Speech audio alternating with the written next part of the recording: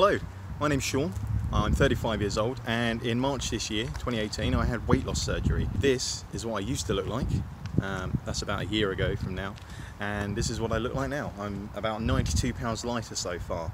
Still got a bit more to go, admittedly. It's made a huge difference to my life. So I started to think what I could do with this newfound physical freedom. I've spent most of my 20s and 30s avoiding certain activities, certain events, because either it was too heavy for weight limits, I was unconfident, scared, I suppose, more than unconfident, scared that I might damage things, break things, hurt myself. And now, 92 pounds down, maybe 100 pounds down by the time you watch this video, I thought, what can I do?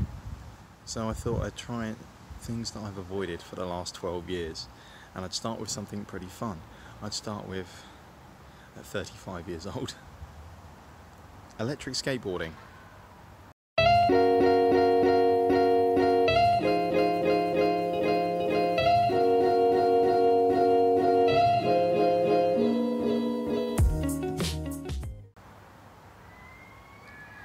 Yeah, let's see how it goes.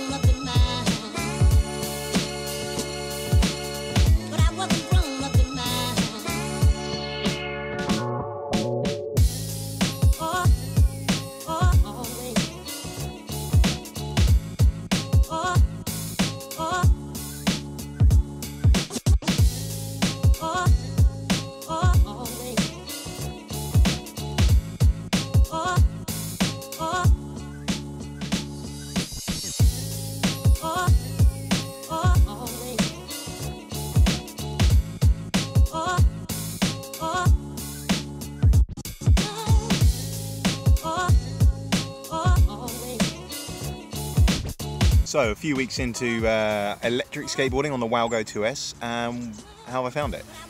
A lot easier than I expected, if I'm honest. Not totally, you know, perfect. It's very much a case of taking your time and being careful. Now, I've got the full gamut of pads, helmet. Never ever ride without a helmet. That's the number one.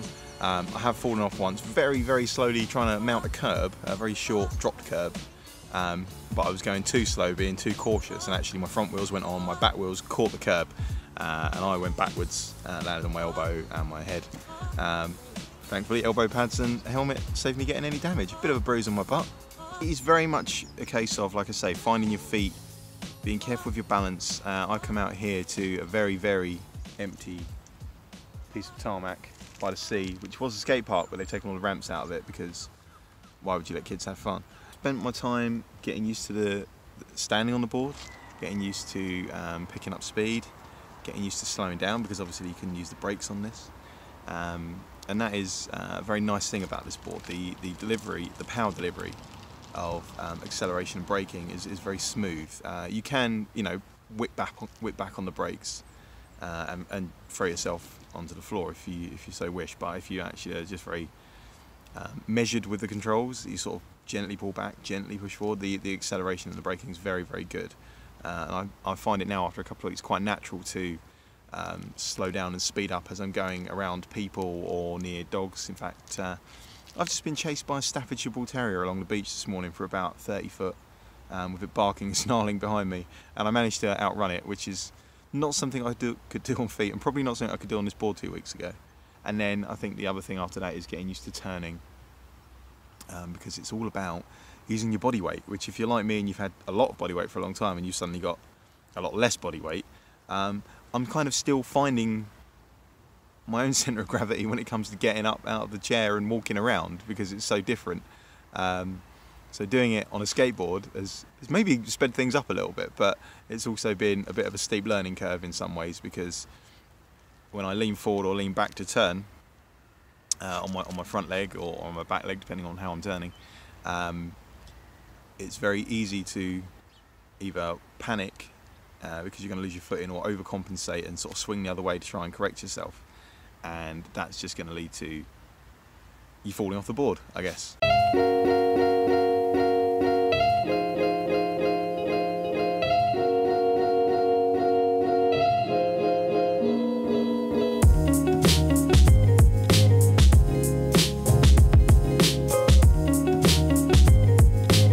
I'm regularly riding now in the sort of, I think they call it the fun mode or the middle mode. There's 3 modes on this. The first one goes up to about 8 miles an hour. The second one goes up to about 16 to 18 miles an hour. And the top one goes up to 24 miles an hour. Don't think it would do with me on it, because I'm still about 95 kilos or so at the moment. And that's a tested speed with a 70 kilo rider. But the maximum speed I've managed to clock on it using sort of GPS is about 22 miles an hour for a very short period of time, because it is quite scary. You do get a lot of speed wobbles. Whether that's me being inexperienced, whether it's the board, the combination of the two, I don't know. I've changed the trucks on this as well, from the stock trucks that come with it to Paris 180mm 50 degree trucks, Paris V2s. I did that before I'd even really got on the board, because I've read so much online about how it improves your control of the board and your turning of the board. So I can't really compare it to the stock, but I've certainly got no complaints with it how it is. I've done a lot of adjusting of trucks and a lot of tightening of kingpins and things like that to try and find the best kind of level for me in terms of turning. I had it way too loose at first. I'd sort of tilt forward a bit and lean right forward and end up doing almost a 90-degree turn. So I've managed to kind of tune that in now. So the board itself, I'm very pleased with the board. I think for the price, it's very good. It's pretty much as cheap as you want to go with an electric skateboard.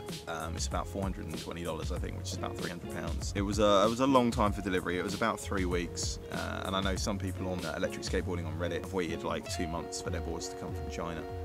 It's a long wait, but that's one of the reasons why it's cheaper. I know there are people that ride these on the roads. I don't know how well you kind of fare. Even just going along here, manhole covers, differences in paving. There's kind of stretches of like tarmac, and then all of a sudden there'll be 100-foot block paving, which is awful. Manageable, but it's uncomfortable. And back to tarmac again, and then gravel. So I've ridden it on the roads a little bit around the town in which I live, and avoiding manhole covers and not getting hit by cars and going across roundabouts and stuff is pretty scary. I don't know how you guys do it in sort of London and New York, but hats off to you, because I don't think I'm exactly at that point yet by any means. The board, I think, looks really nice. It's kind of at this price level, it's between the Wowgo 2S and the Meepo V2 Plus. Meepo, the main differences as far as I've read, and the one thing that put me off of it, is that the power delivery is very harsh. There's a definite delay between sort of rolling the accelerator up and actually the board just kind of kicks in with the speed. And I've read that it does throw a lot of people off. Now I'm sure if you get used to that, it's absolutely fine, but again, being cautious, trying to get my confidence up, it was one thing that I just didn't want to have to deal with. The Wowgo, like I say, the power delivery is very, very smooth, very, very pleasant. I haven't got anything to compare it to. I don't know how it compares to a $1,200–1,400 boosted board, or an Evolve, or anything like that. If anybody wants to send me a board to compare it against, that'd be absolutely lovely. But from a budget perspective, I took this over the Meepo, and I actually think the board looks nicer than the Meepo. The colours are muted, it's kind of black and gold, nice kind of wood effect underneath. Carving is something that is new to me. Carving is sort of taking big sweeping left and right turns one after the other to kind of slalom on the longboard. Yeah, I can go left and right, and I can move around obstacles, I can move around manhole covers, things like that, but deep carving is something that's probably going to take me a few more weeks practice. On an area like this, it's good fun, but on the pavements, I need to get a little bit more control, a little bit more confidence. I've really enjoyed it. I've got about 100 miles riding on it now, and it's been brilliant fun. It's probably one of the best things that I've ever bought. I'm slightly sad that as the weather turns, I'm probably not going to be able to use it much through the winter months. I don't want to do it when the ground's wet and increase my risks of falling off and really hurting myself. Once the weather starts turning bad, which it inevitably will in England, we've had freakishly good weather recently, then it'll probably be resigned to the garage and charged up every couple of weeks to make sure the battery stays in good nick. But it's been brilliant.